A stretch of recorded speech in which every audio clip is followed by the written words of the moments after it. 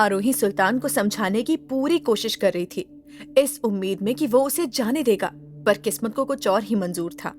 सुल्तान धीरे धीरे उसकी बातों में आने लगा था। वो उस पर विश्वास करने लगा था।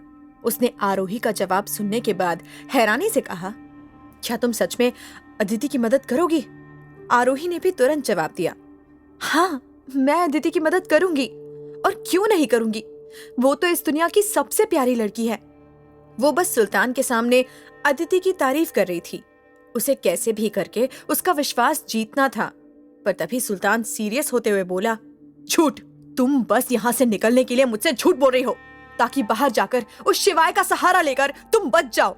आरोही ने इस बात का कोई जवाब नहीं दिया, क्योंकि वो ठीक कह रहा था। वो सब कुछ इसलिए तो कर रही थी ताकि यहाँ से भाग सके। इसमें कोई दो राय नहीं थी।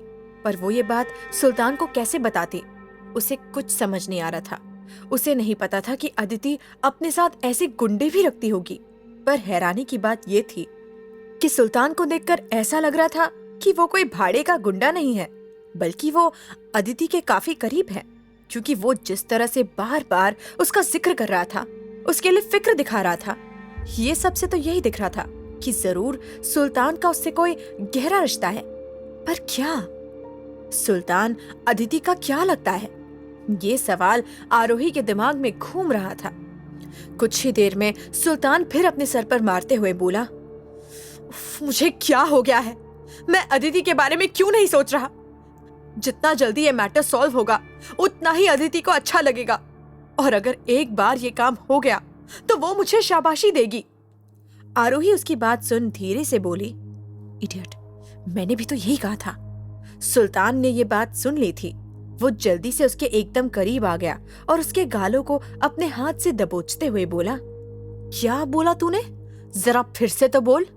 अगर एक बार और मुझे इडियट बोला ना, तो तेरा गाल काटकर उस शिवाय को गिफ्ट कर दूंगा।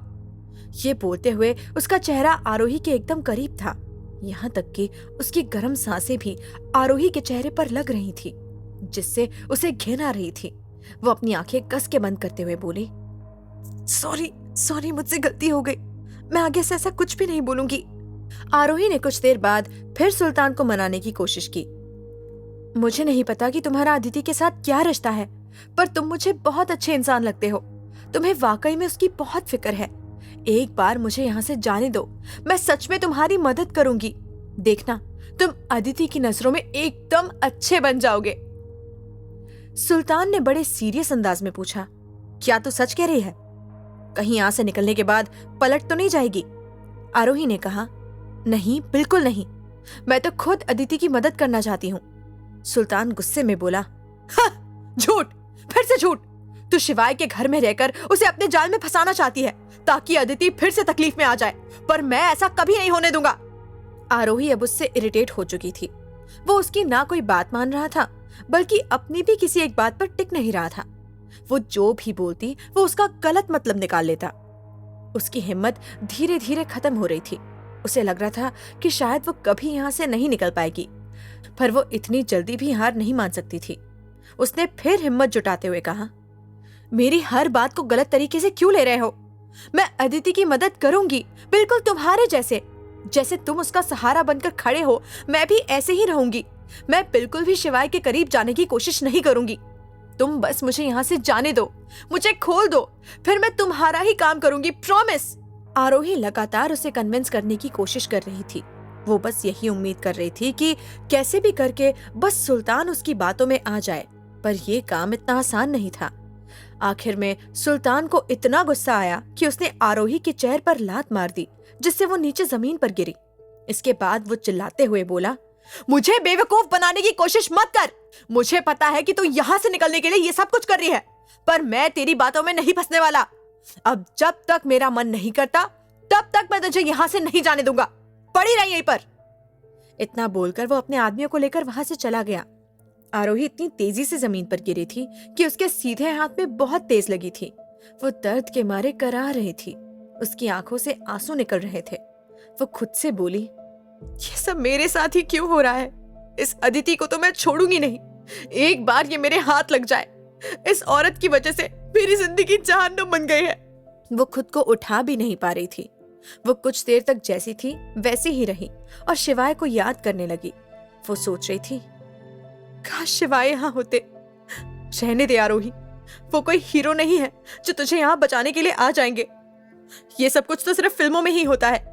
आरोही जानती थी कि अभी उसे खुद अपनी कहानी का हीरो बनना पड़ेगा, वरना वो वहीं पर मर जाएगी और किसी को पता भी नहीं चलेगा।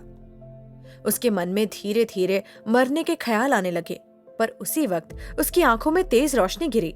उसने देखा तो सामने कोई चीज चमक रही है, जिसके ऊपर सूरज की रोशनी गिर रही थी। जब उसने थोड़ा ध्यान से देखा तो वहां पर चाकू गिरा हुआ देखा।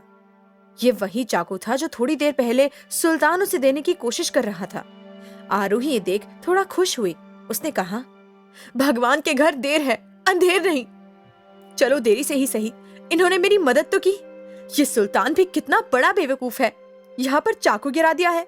अब मुझे बस जल्दी से इस चाकू का इस्तेमाल करके रस्सी काटनी है। आरोही खिसकती हुई चाकू के पास गई। फिर उसने चाकू हाथ में लिया और धीरे धीरे रस्सी काटने लगी। जब वो थक जाती तो रुक जाती और फिर वापस से वही प्रोसेस शुरू करती। रस्सी ज्यादा मजबूत नहीं थी, इसलिए कुछ ही देर में कट गई। हाथ की रस्सी कटते ही उसने जल्दी से अपने पैर भी खोल लिए और फ्री हो गई। अब बस किसी तरह उस पागल सुल्तान के आने से पहले यहाँ से निकलना होगा। इतना बोलकर वो बाहर जाने का रास्ता ढूंढने लगी। जब उसने गेट खोलने की कोशिश की तो वो बाहर से बंद था। तू भी क्या दरवाजा खोल रही है? वो तेरे लिए दरवाजा खोलकर थोड़ी जाएंगे, पागल। कोई दूसरा रास्ता ढूंढ।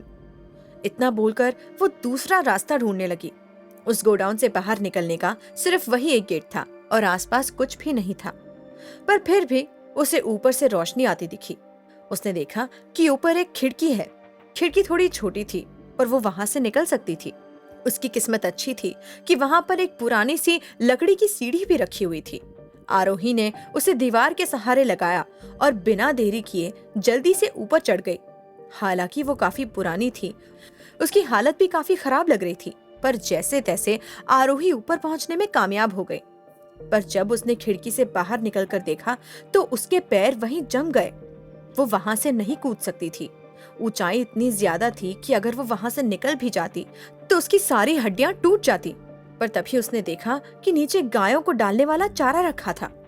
ये देख वो खुद से बोली, ये क्या मुसीबत है, मैं यहाँ से कैसे कूदूं?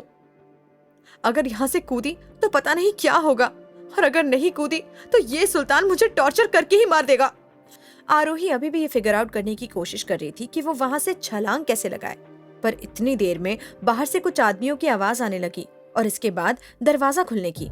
वो तो अच्छा हुआ कि आरोही ने समझदारी दिखाते हुए अंदर से दरवाजा बंद कर दिया था, ताकि उसे भागने का वक्त मिल जाए। बाहर से सुल्तान दरवाजा खोलने की कोशिश कर रहा था, पर दरवाजा नहीं खुला। वो जोर जोर से दरवाजा पीटने लगा। ये देखकर आरोही के पसीने छूट गए। लो, शैतान का नाम लिया और ये हाजिर भी हो गया। हे भगवान, क्या करूं? कूदी तो भी चोट लगेगी और नहीं कूदी तो ये मुझे मार मार के आधा ही कर देगा। दोनों तरफ से मुसीबत है, पर अगर यहाँ से कूदने से बच गई तो कम से कम सही सलामत तो रहूंगी। आरोही के पास ज्यादा वक्त नहीं था। उसके ऊपर इतनी टेंशन थी कि उसका दिमाग काम नहीं कर रहा था। दोनों तरफ से मुसीबत थी, उसे बस कैसे भी करके अपनी जान बचानी थी। और इन्हीं सब में वो बिना सोचे समझे वहां से कूद गई और सीधा नीचे गाय के चारे में जाकर गिरी। आच! ओए माँ! आरोही के नीचे गिरते ही उसकी चीख निकल गई। उसे थोड़ी बहुत लगी थी, पर वो बच गई थी। ठीक इसी वक्त उसे अंदर दरवाजा टूटने की आवाज सुनाई दी। सुल्तान ने जब देखा कि आरोही अंदर नहीं है तो वो गुस्से में झल्लाते हुए बोला, कहाँ गई वो लड़की? ढूंढो उसे, वो यहाँ से भागनी नहीं चाहिए। इतना बोलकर उसने अपने सारे आदमियों को आरोही को ढूंढने के लिए भेज दिया। फिलहाल के लिए किसी को नहीं पता था कि आरोही कहाँ पर है।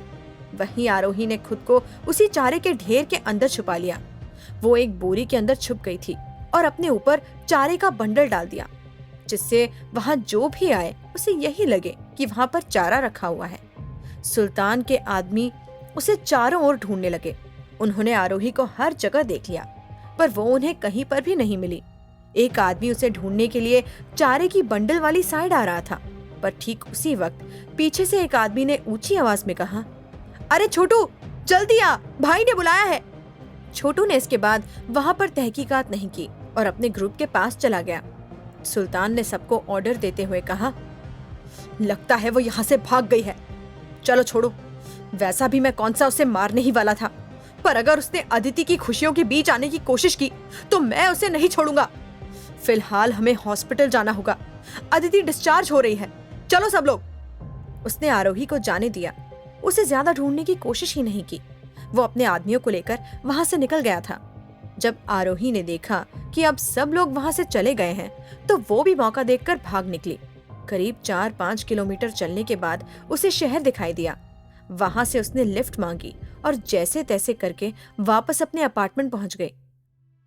वापस आकर उसकी जान में जान आ गई, पर अभी भी खतरा टला नहीं था। वो लोग कभी भी उसे ढूंढने वापस उसके घर आ सकते थे, इसलिए उसे जल्द से जल्द वो जगह खाली करनी थी। क्या करेगी आरोही? कैसे करेगी आरोही ये सब मैनेज?